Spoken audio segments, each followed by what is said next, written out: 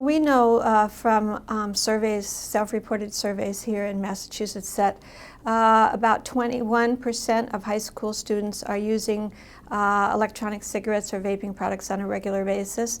We know it's probably about 40% that have ever tried, and we have middle school data as well. We know this is alarming.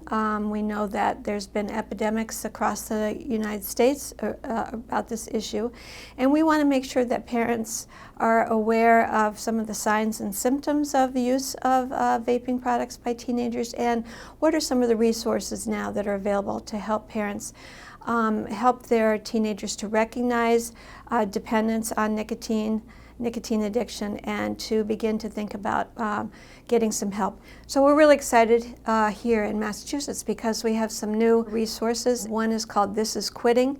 It's out from the Truth Initiative, and it provides informational and motivational text messaging for teenagers that they can get by text. If they text stress, or they text help, or they text coping, they can get motivational messages.